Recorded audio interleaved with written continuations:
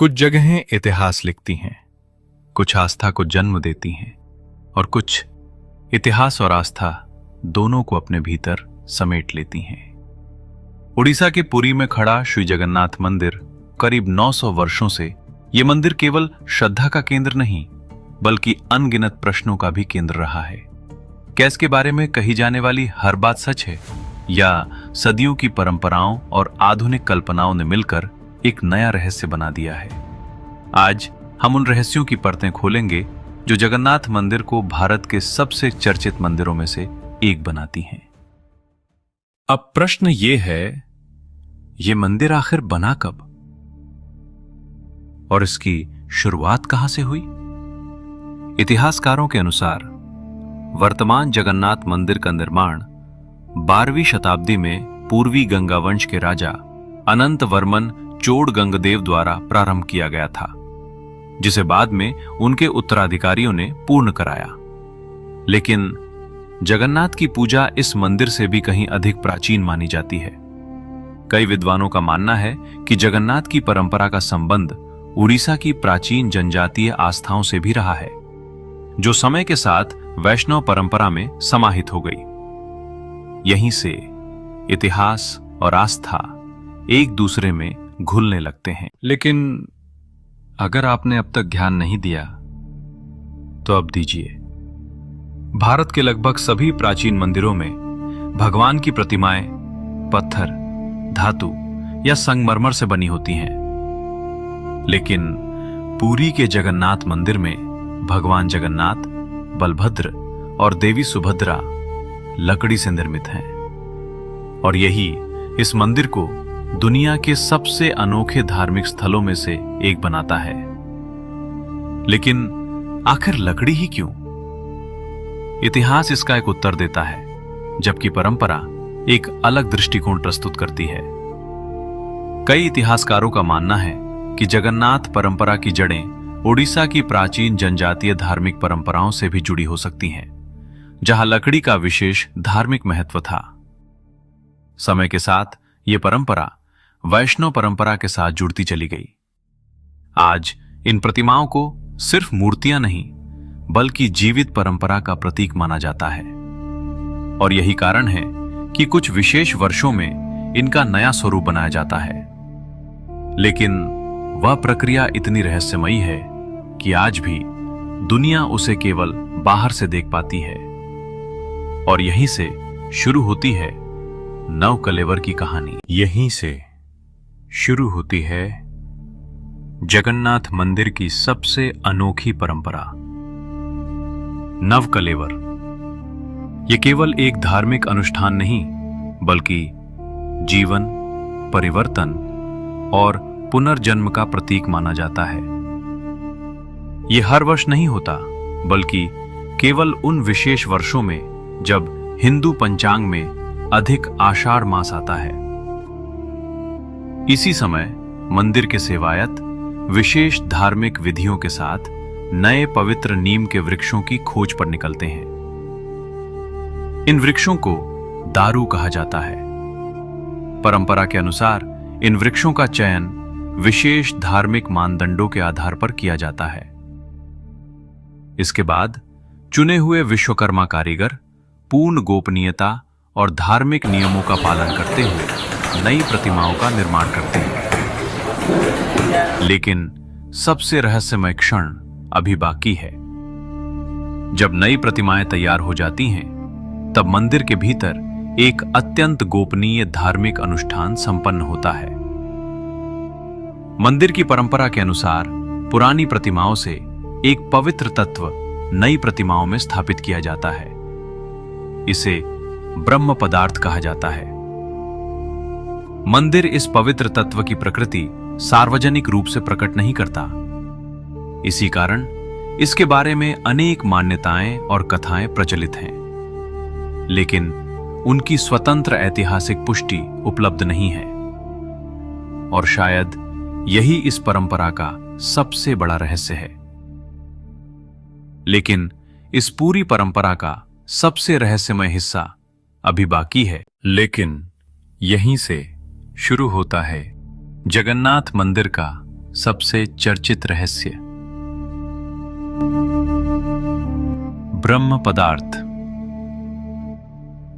मंदिर की परंपरा के अनुसार नव कलेवर के दौरान पुरानी प्रतिमाओं से एक पवित्र तत्व नई प्रतिमाओं में स्थापित किया जाता है। ये अनुष्ठान पूर्ण गोपनीयता में संपन्न होता है। इस समय मंदिर के द्वार बंद रहते हैं। केवल कुछ अधिकृत सेवायत ही इस धार्मिक प्रक्रिया में सम्मिलित होते हैं।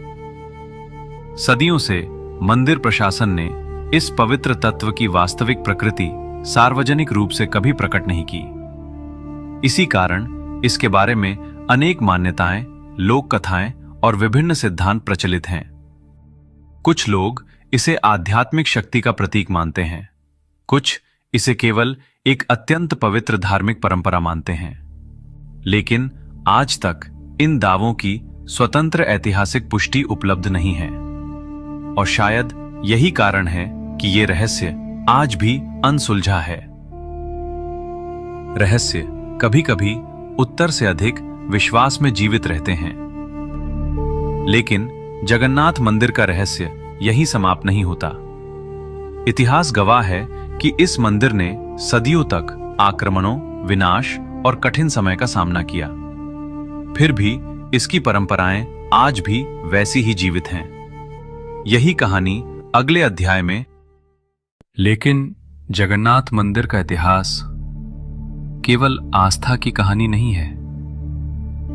ये संघर्ष, साहस और संरक्षण की भी कहानी है। सदियों के दौरान इस मंदिर ने कई आक्रमणों का सामना किया। इतिहास में कई ऐसे अवसर दर्ज हैं जब मंदिर को लूटने या क्षति पहुंचाने का प्रयास किया गया।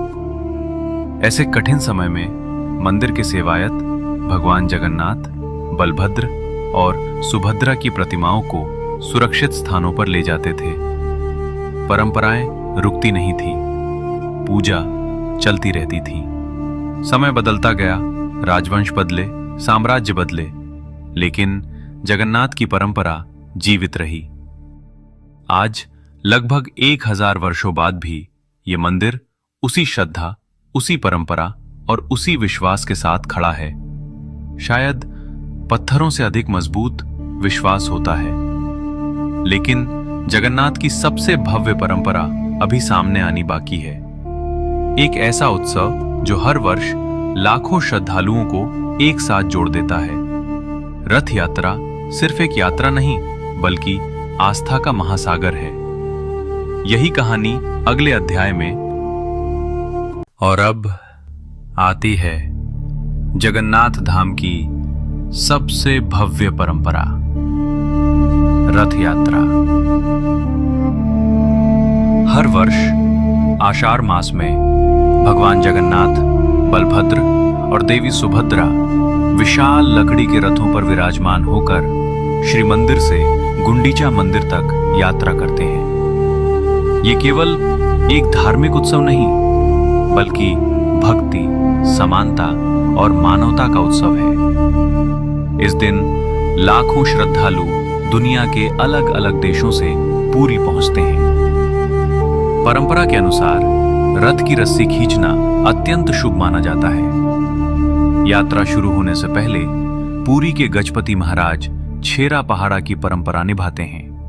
वे स्वर्ण झाड़ू से रथ के मंच को साफ करते हैं। ये परंपरा ये संदेश देती है कि भगवान के सामने राजा और सामान्य व्यक्ति सभी समान हैं। विशाल रथ, हजारों हाथ, जय जगन्नाथ के उद्घोष और आस्था का अथाह सागर रथ यात्रा को दुनिया के सबसे महान धार्मिक आयोजनों में विशिष्ट स्थान दिलाते हैं। सदियों से यह परंपरा लगातार उसी श्रद्धा, उसी उत्साह और उसी विश्वास के साथ निभाई जा रही है। शायद यही कारण है कि जगन्नाथ केवल एक देव का नहीं, बल्कि करोड़ों लोगों की जीवित आस्था है। लेकिन जगन्नाथ मंदिर की सबसे बड़ी शक्ति न केवल इसकी परंपराएं हैं, बल्कि वह विश्वास है जो हजारों वर्षों से पीढ़ी दर पीढ़ी लोगों के हृदय में जीवित है।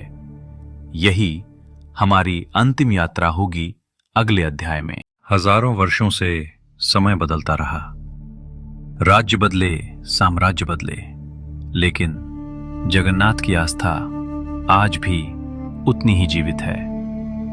हर वर्ष लाखों लोग सिर्फ दर्शन के लिए नहीं, बल्कि एक ऐसे अनुभव के लिए पूरी आते हैं जिसे शब्दों में समझाना आसान नहीं।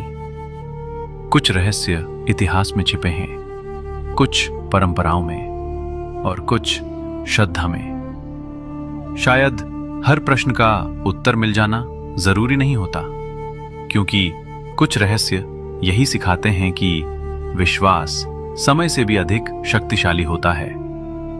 तो अगली बार जब आप जगन्नाथ मंदिर के शिखर को देखें या जय जगन्नाथ का उद्घोष सुने, तो एक पल के लिए स्वयं से पूछिए, क्या इस मंदिर का सबसे बड़ा रहस्य अब भी अनसुलझा है, या उसका उत्तर हमारी आस्था में पहले से ही मौजूद है?